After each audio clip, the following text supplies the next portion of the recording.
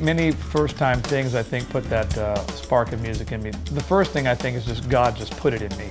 I mean, the initial gift of rhythm was something I was born with. I think I was predestined to be a drummer, so it was just sort of a God-given dream or desire to play things rhythmically. My mother took me when I was like 12 years old to see Frank Sinatra in concert, you know, up in Portland, Oregon, and it was a mesmerizing event, and it just drew me to music. And then when I used to watch Elvis, you know, in the 70s, and like the Aloha from Hawaii concert, and would see the drummer with the blue sparkle kit, and it just looked like, man, that looks like a lot of fun.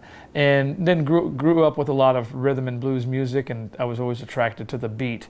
And then in high school, you know, I would see like the stage band guys playing and do the concerts, and I was like, man, I want to do that. I got to see a few concerts that just kind of, you know, got my my juices flowing, and I was like, man, this is really cool.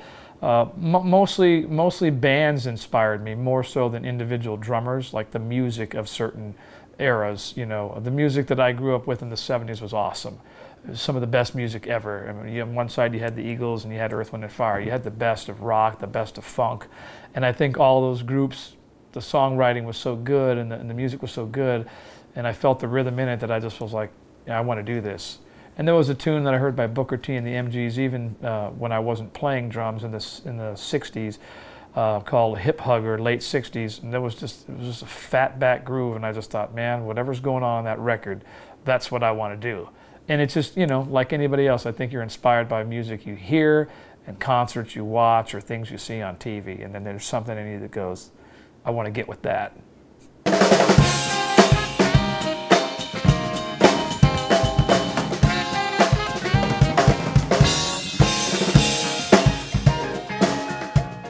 Anything that I've done education-wise has helped prepare me for the industry.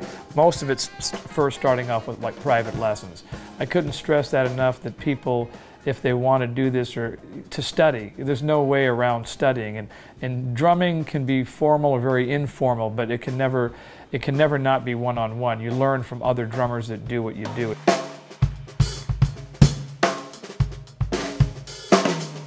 So I took private lessons from the very beginning, and I never ever stopped. I just always was studying. And then going to Berklee College of Music was a good, strong experience, and gave me more skills. And I realized after I moved back down to Los Angeles that I needed to go to school, because I knew that I wasn't at the level where I could feel comfortable trying to enter that scene when I knew what type of players were there.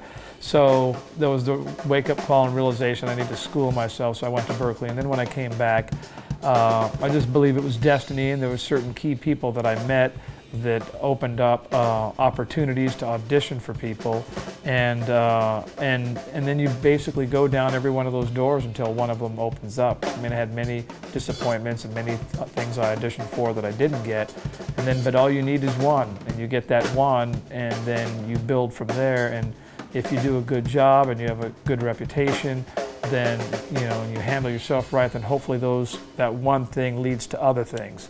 And in my case, that's what happened. Some things you can plan and strategize, and some are just divine favor.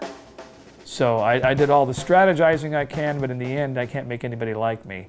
You have to have divine favor to where those doors open up. You can't make them open. You can just knock on them real hard.